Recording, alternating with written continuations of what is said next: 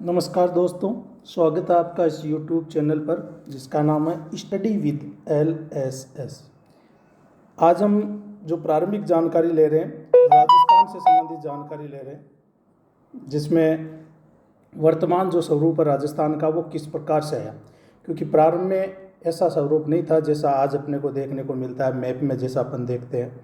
प्रारंभ में थोड़ा सा मैं चाहूँगा कि थोड़ा सा आप इतिहास में जाए, तो उस दृष्टि से अपन ने देखे तो महाजनपद काल के समय छोटे छोटे क्षेत्र थे, वो जनपदों के रूप में बंटने लगे। उसी समय हमारा जो राजस्थान था, उस राजस्थान का भी जो आज वर्तमान में क्षेत्र है, उस क्षेत्र को अलग अलग नामों से जाना जाता था। वो नाम कौन कौन से होते थे, किस समय वो किस नाम से जाने जाते थे, क्यों जाने जाते थे, इसके बारे में अपन जानकारी लेंगे। वर्तमान राजस्थान के स्वरूप की बात करें तो वर्तमान राजस्थान का स्वरूप जो अपने को मिला, या वर्तमान राजस्थान का जो अपन देखते हैं, इसका सबसे पहले 1800 ईस्वी में नाम दिया गया था। वो राजस्थान नहीं देकर राजपूताना नाम दिया, और ये राजपूताना नाम एक अंग्रेज़ जॉर्ज थॉमस के द्वारा दिया गया था। यानी राजपूताना शब्द का सबसे पहले किसी ने अगर प्रयोग किया था तो वो थे जॉर्ज थॉमस। एक तो अपने को ये डेट याद रखनी है, 1800 ईस्वी के सन याद रखनी है।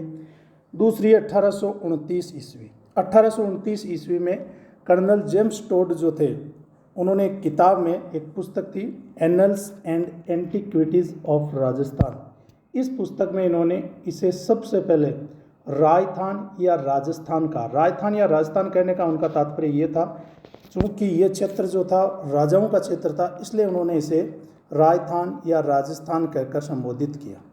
उसके बाद में जब अपना देश आज़ाद हो गया और राजस्थान का एकीकरण शुरू हुआ, उस चरण में जब अपन पहुँचे तो 30 मार्च 1949 ईस्वी के दिन सभी लोगों के द्वारा सर्वसम्मति से इस वर्तमान क्षेत्र का नाम राजस्थान रखा गया। तो यहाँ का जो राजस्थान नाम है, वर्तमान का नाम, वो 30 मार्च 1949 ईस्वी से रखा गया।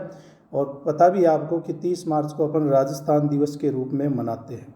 तो ये वर्तमान स्वरूप है या वर्तमान नाम है। वर्तमान स्वरूप तो 1 नवंबर 1956 को मिला, लेकिन ये जो वर्तमान का नाम है ये अपने को 30 मार्च 1949 ईस्वी को मिला। अब अपन देखते हैं कि जो राजस्थान का क्षेत्र है वर्तमान, उसके उस समय में अलग अलग क्षेत्रों को अलग अलग नामों से जाना जाता था। जैसे इस क्षेत्र के सबसे अपना प्राचीनतम वेद होता है ऋग्वेद। ऋग्वेद में राजस्थान के क्षेत्रों के कई प्राचीनतम नाम मिलते हैं, जैसे मरु मिलता है, धनव मिलता है, जंगल मिलता है, मत्स्य मिलता है, शूरसेन मिलता है। तो ये नाम किस वजह से मिलते थे और क्यों मिलते थे, या कई बार क्वेश्चन ये भी पूछा जाता है कि ऋग्वेद में राजस्थान का कौन सा नाम अपने को मिलता है। तो इन क्षेत्रों के बारे में अपन देखें तो देखिए, जो मरु या धनव है, मरु या धनव है, ये दोनों एक ही नाम थे।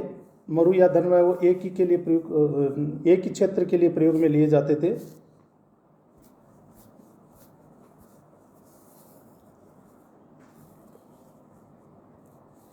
मरु या धनव एक ही क्षेत्र के लिए प्रयोग किया जाता है, जिसमें यहाँ पर अपन देखें, मैप में देखने का प्रयास करेंगे। मैं थोड़ा आपको मैप में ले जाना चाहूँगा। यहाँ पर ये जो क्षेत्र है मरुकांतर क्षेत्र, तो ये वो क्षेत्र है जिसे वर्तमान का जोधपुर संभाग है, ये इसमें पूरा आता है। तो इस क्षेत्र को प्रारंभ में मरु कहा जाता था, फिर इसको धीरे धीरे मरुवाड़ कहा जाने लगा, और उसके बाद में इसको मारवाड़ कहा जाने लगा। उसके बाद में एक क्षेत्र है जो वर्तमान का अपना बीकानेर और नागौर के आसपास का क्षेत्र। इस क्षेत्र को उस समय जंगल प्रदेश कहा जाता था। जंगल इसलिए कहते थे क्योंकि उस समय यहाँ पर जो जंगल होते थे उनमें पीलू वगैरह, ये खेती वगैरह होती थी, जिसके कारण इसको जंगल प्रदेश कहा जाता था। इसके बाद में मत्स्य जो क्षेत्र है, मत्स्य क्षेत्र में जयपुर, अलवर और भरतपुर क्षेत्र आता था। इसकी राजधानी जो थी वर्तमान का बेराट, उस समय विराट नगरी के नाम से जाना जाता था। एक क्षेत्र जो था शूरसेन, यहाँ पर एक तो भरतपुर के आसपास का वो क्षेत्र जो कि मथुरा के आसपास पड़ता था, क्योंकि ये जो शूरसेन क्षेत्र था इसकी राजधानी मथुरा होती थी। तो भरतपुर के आसपास का वो क्षेत्र जो कि मथुरा के आसपास पड़ता था, धौलपुर का क्षेत्र, करौली का क्षेत्र, ये तीनों क्षेत्र मिलकर शूरसेन क्षेत्र के अंतर्गत आते थे। और आगे आपको मैं ले जाऊं और दिखाऊं तो यहाँ पर ये देखिए राजस्थान का जो उत्तरी भाग है ये योधेय के नाम से जाना जाता था। राजस्थान का उत्तरी भाग उस समय योधेय के नाम से जाना जाता था। इसके बाद में एक क्षेत्र था अर्जुनाइन। तो ये जो क्षेत्र था अपने भरतपुर और अलवर के क्षेत्र को मिलाकर उस समय अर्जुनाइन कहा जाता था। एक क्षेत्र यहाँ पर अपने स्क्रीन पर देखते हैं मालव क्षेत्र। तो मालव जो क्षेत्र था ये प्रारंभ में जयपुर के अधीन उस क्षेत्र में आता था जो कि वर्तमान में टोंक के अधीन आता है, जिसको अपन नगर के नाम से जानते हैं, यानी वर्तमान का टोंक और उस समय के जयपुर के अधीन ये आता था मालव क्षेत्र। उसके बाद में एक क्षेत्र है शिवी। तो ये शिवी जो है अपने वर्तमान का जो उदयपुर है, इस उदयपुर संभाग का जो क्षेत्र था वो इसमें आया करता था। शिवी में वर्तमान का जो उदयपुर क्षेत्र था वो शिवी में आता था। आगे और मैं आपको दिखाऊं, उसके बाद में एक साथ बताऊंगा आपको। ये जो अपन देखे इस मैप में, यहाँ पर देखिए इस नक्शे में अपन देखते हैं राजस्थान के नक्शे में, क्योंकि अपन जब ये जानकारी पढ़ रहे हैं तो अपने को राजस्थान का नक्शा कम से कम याद होना चाहिए। मैं ये नहीं कहता कि हूबहू अपने को याद हो, लेकिन लगभग अपने को एरिया जो वो याद होने चाहिए ताकि अपने को रटने की ज़रूरत नहीं पड़े। तो यहाँ पर अपन देखते हैं, देखिए ये क्षेत्र देखते हैं अपन जैसलमेर। तो ये जो जैसलमेर वर्तमान का जैसलमेर है उस समय माड या वल ये क्षेत्र कहलाता था। उसके बाद में मारवाड़, जिसको अपन वर्तमान का जोधपुर संभाग कहते हैं। इसके अलावा यहाँ पर देखिए ये जो शेखावाटी क्षेत्र है ये अपने राजस्थान के जो 3 जिले सीकर, झुंझुनू व चूरू के क्षेत्र शेखावाटी में आते थे, तो इसे शेखावाटी कहा जाता था। मेवात क्षेत्र है, मेवात वो क्षेत्र है जो हरियाणा के नज़दीक में पड़ता है, और अलवर और भरतपुर क्षेत्र में चूँकि मेव जाति की अधिकता थी इसलिए इस क्षेत्र को मेवात कहा जाता था। इसके बाद में राजस्थान के धीरे धीरे और नाम पड़ने लगे, जैसे ढूंढाड़, तो वो जयपुर व आसपास का क्षेत्र ढूंढाड़ कहलाता था। उसके बाद में हाड़ौती, तो ये कोटा और बूंदी का क्षेत्र हाड़ौती कहलाता था। हाड़ा चौहानों का यहाँ पर राज्य हुआ करता था। उसके बाद में मेदपाट, मेघवाट या प्रागवाट, इसके बाद में मेवाड़ इसका नाम पड़ा। उसके बाद में वागड़ अपन देखते हैं। तो वागड़ जो क्षेत्र होता था, यहाँ पर वागड़ से संबंधित मैं आपको बताना चाहूँगा कि वागड़ और बागड़ 2 क्षेत्र होते हैं राजस्थान में। एक तो वागड़ है, एक बागड़। वागड़ जो क्षेत्र है इसमें अपने दक्षिणी राजस्थान में जब अपन जाते हैं तो दक्षिणी राजस्थान में डूंगरपुर और बांसवाड़ा का क्षेत्र है, ये वागड़ क्षेत्र कहलाता है। जबकि यहाँ पर अपन देखिए, यहाँ पर मैं आपको बताऊं, जैसे शेखावाटी क्षेत्र है तो यहाँ पर एक क्षेत्र पड़ता है वो बागड़ कहलाता है। कई बार वागड़ भी लिख देते हैं, बागड़ भी लिख देते हैं, लेकिन वो क्षेत्र बागड़ कहलाता है। इस बागड़ क्षेत्र में कौन कौन से आते हैं, इसमें झुंझुनू का पिलानी और उसके आसपास नरहड़ जहाँ पर दरगाह वगैरह बनी हुई है, भादरा, नोहर और कन्नड़ा का क्षेत्र इसमें आते हैं। तो ये राजस्थान के जो प्राचीन नाम है उनसे संबंधित अपन देखते हैं। इसके बाद में देखिएगा, मैं आपको स्क्रीन पर ले जाऊं जहाँ पर इसकी वापस अपन पहली स्क्रीन पर पहुँचते हैं।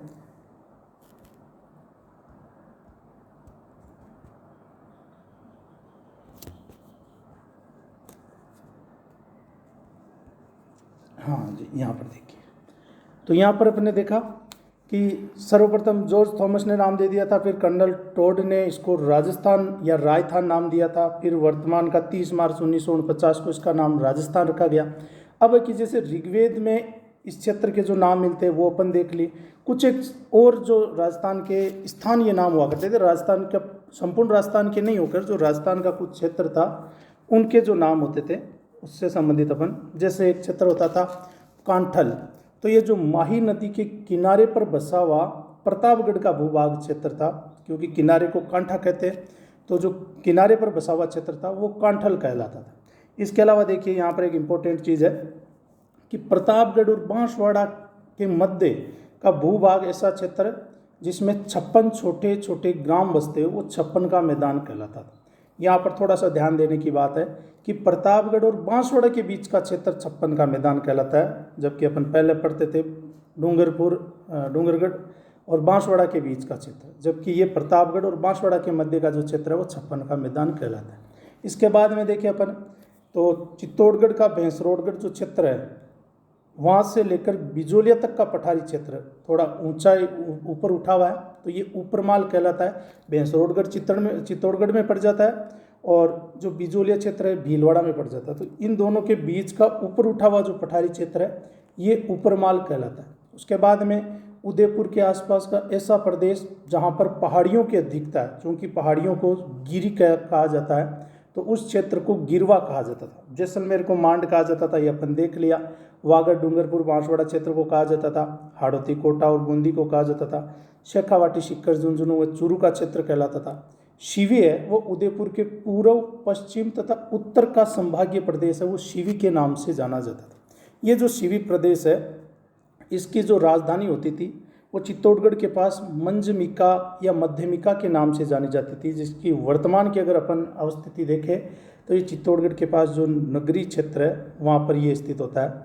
उसके बाद में मालव है, तो मालव जैसे टोंक का मुख्य क्षेत्र जो नगर था वहाँ पर इनका मुख्य केंद्र हुआ करता था और ये जाति विशेष के नाम से इस क्षेत्र का नाम मालव पड़ा। बाकी टोंक, प्रतापगढ़ और झालावाड़ तक इनका क्षेत्र फैल गया था। उसके बाद में बागड़, मैंने आपको बताया कि पिलानी के पास जो नरहड़, भादरा, नोहर तथा कन्नड़ा का क्षेत्र है वो बागड़ कहलाता था।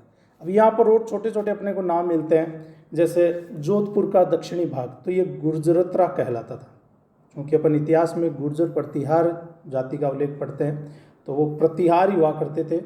एक द्वारपाल के रूप में उनकी भूमिका थी, दक्षिण भारत से यहाँ पर आए और चूँकि उन्होंने गुर्जरत्रा क्षेत्र पर अधिकार कर लिया था इसलिए वो गुर्जर प्रतिहार के नाम से जाने गए। उसके बाद में अपन मेरवाड़ा देखते हैं, तो ब्यावर और अजमेर का क्षेत्र वो कंबाइंड रूप से मेरवाड़ा कहलाता था।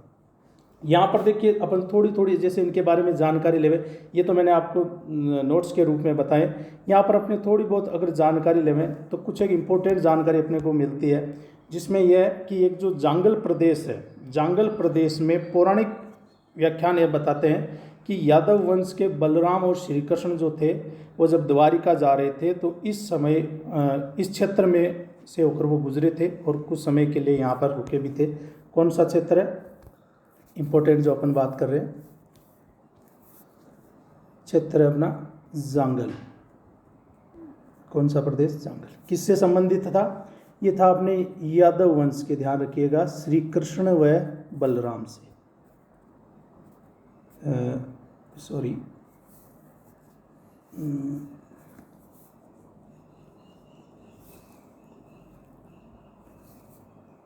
यादव वंश के श्री कृष्ण और बलराम से, इतना काफी। अपने जांगल क्षेत्र से होकर ये गुजरे थे। उसके बाद भी अपन देखें तो एक क्षेत्र पड़ता है अपने मत्स्य, तो मत्स्य का ध्यान रखिए, ऋग्वेद में उल्लेख मिलता है, ये अपन देख चुके हैं। अच्छा, एक मत्स्य क्षेत्र से संबंधित एक वेरी वेरी इंपॉर्टेंट चीज़ जो यहाँ पर है, ये जो मैं आपको इम्पोर्टेंट बता रहा हूँ ये मैं बाद में क्वेश्चन बनाकर भी पूछूंगा ताकि अपने को पता लगे कि आप कितने कंसंट्रेट से ये सुन पा रहे।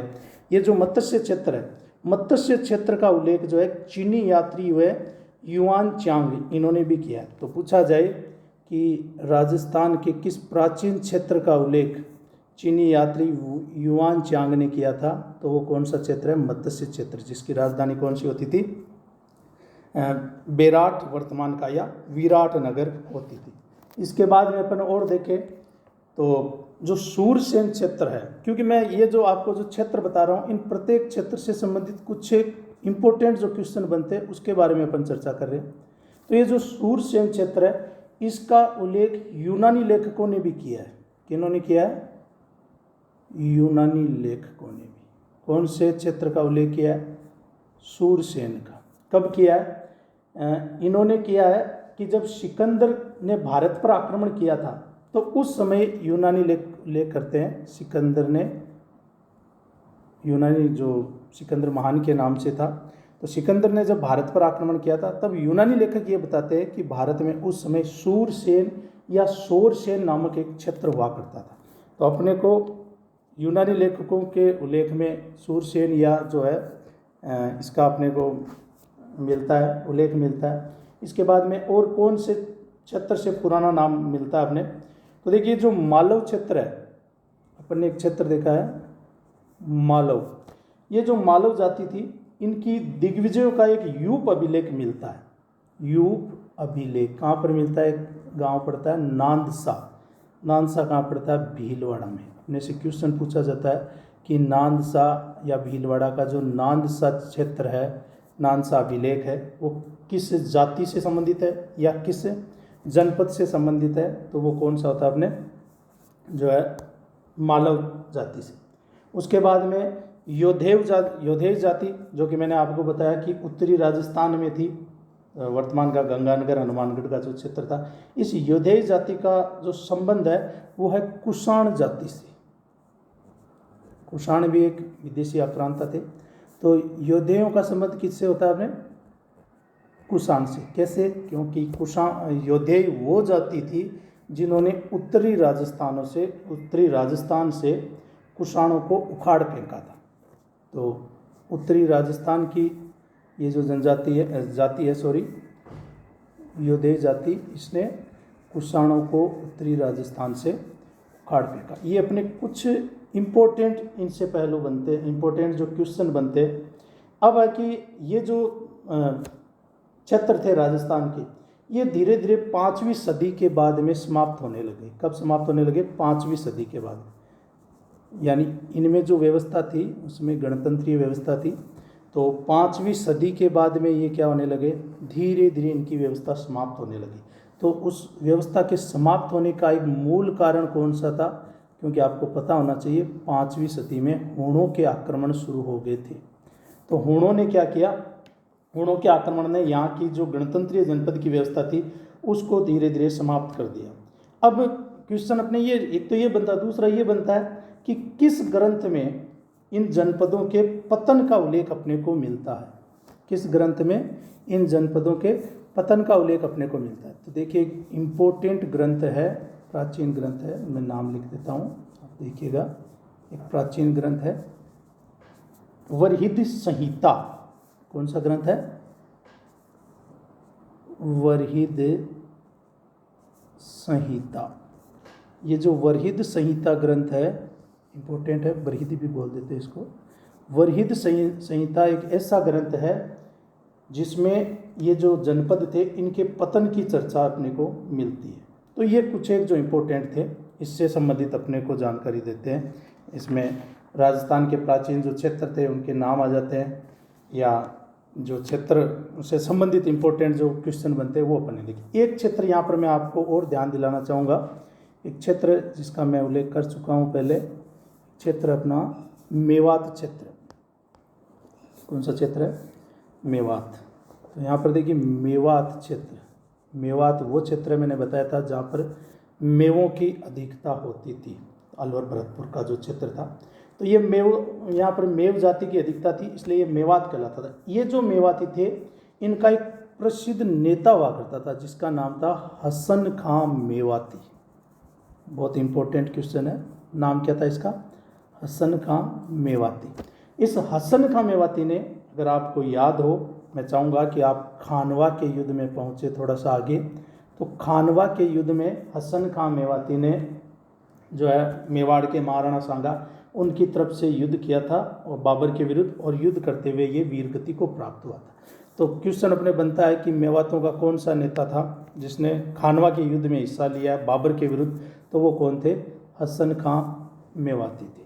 ये अपने आज के टॉपिक जो राजस्थान का प्रारंभिक परिचय है उससे संबंधित अपने